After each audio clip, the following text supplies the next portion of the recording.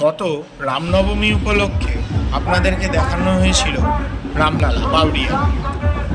আজ সেই রামলালার বিসর্জন শোভাযাত্রা আপনাদেরকে দেখাবো। প্রথমেই আপনারা আওয়াজ শুনতে পাচ্ছেন, ঢাকের আওয়াজ। সেই দিকে এগিয়ে যাচ্ছি। সামনেই ঢাক চড়পড়ি বাজছে, যেটা আমাদের বাঙালির একটা ঐতিহ্য।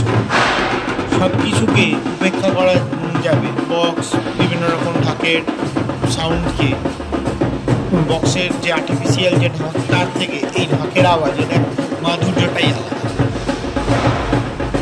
এরপর আপনাদের দেখাচ্ছে আমাদের রামলালার দিকে যাচ্ছে। সবাই কত আনন্দ করছে, ঢাকের তালে তালে নৃত্য করছে।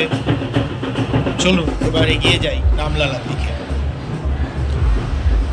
ট্রাক্টরে করে রামলালাকে আমাদের নিয়ে যাচ্ছে। আমার দেখা এবারের সবথেকে সেরা রামলালার বিগ্রহটি এটি।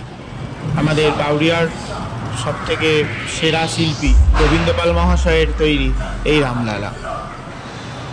রামলালা আমাদের বাউরিয়া সুরশ্রী সিনেমা হল পর্যন্ত আসছেন এবং সেখান থেকে ব্যাক করে ওনাকে নিয়ে যাওয়া হবে বাউরিয়া গঙ্গার দিকে।